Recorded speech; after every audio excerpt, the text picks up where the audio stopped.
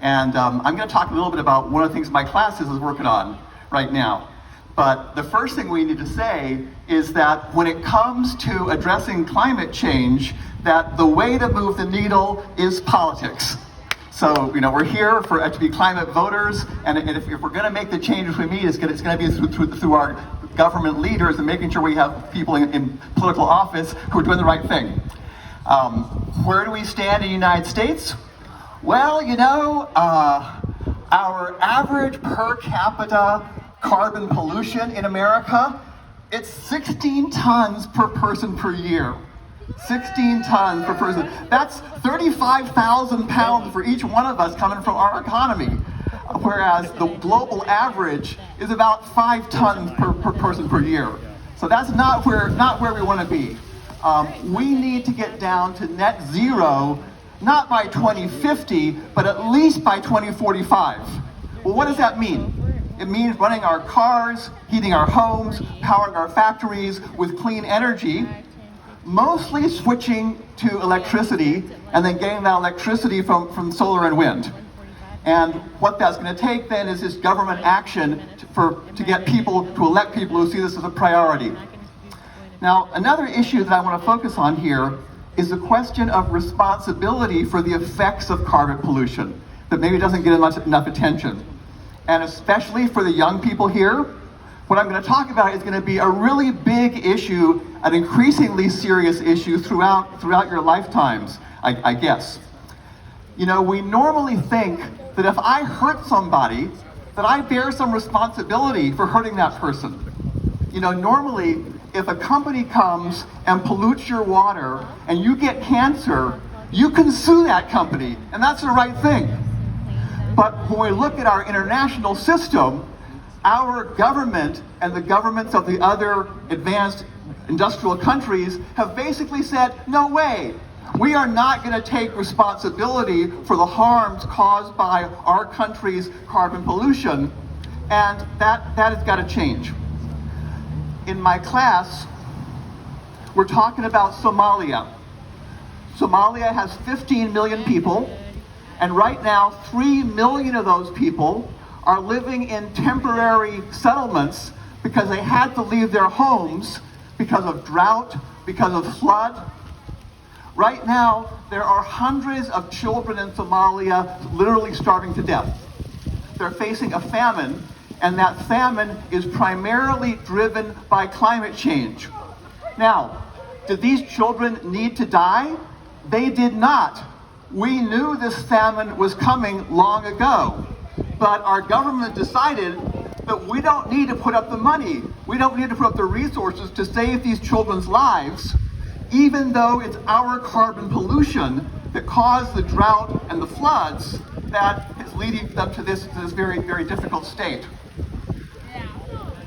Right now, worldwide, there are about 3 million climate migrants in Somalia. We don't know how many there are around the world because no one can count them.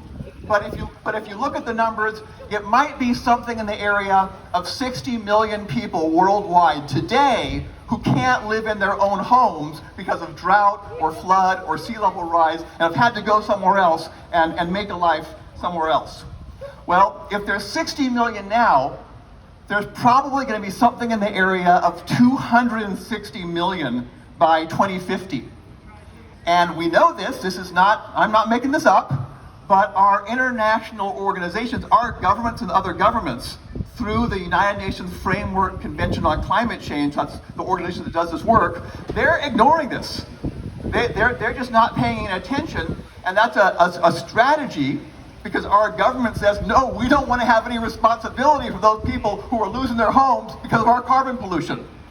Well, in the future, there are going to be more and more lands around the world that are unlivable because of sea level rise and drought and heat and one thing and another because of carbon pollution. And our governments need to take this responsibility for this and hold their major carbon polluters accountable for the carbon pollution they've contributed to this problem and also for all the lies they've told along the way. Well, what does this mean? The first thing it means is to help to restore the lives of people in their home countries where they've lost their homes. Because if they can stay in their home country, that's the best thing. And we're not even doing that. But as we get more and more lands that are unlivable, the reality is, particularly in places that are poor and where there's a lot of suffering from climate change, the governments aren't going to be able to handle it. And as we get to see 100 million, 200 million climate migrants, more and more of them are going to be climate exiles. People who've had to leave their home countries because there's just no place for them and go somewhere else to find a life. Well, if we can imagine that in today's politics, today that wouldn't be a very pretty picture. Imagine right now with the 3 million climate migrants in Somalia, if we said, okay, the US share is, let's say, I don't know, 500,000 or something. So we'll bring those 500,000 who had to leave their home because of climate change, and okay, I know that right now they're in the home country, but if they had to leave Somalia and come and settle here in the United States, that's the picture we're going to be looking at. And if you can imagine 500,000 Somalis coming and settling in the United States, we would need to welcome them. We would need to make them at home and support their having a life here in our country. But if we pay any attention to our politics, I think we can appreciate that that would be a bit of a hard sell for some people.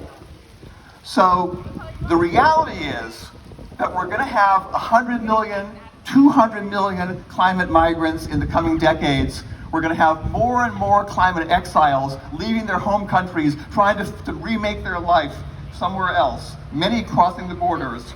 Yes, we do need to work for net zero. The first priority is to get our carbon pollution down to zero, but we also have to take responsibility for the harms we're causing to people around the world. And the fundamental, the biggest challenge there, I think, is that of climate migrants and getting people in office who understand that and who deal with that with dignity and justice. Thank you.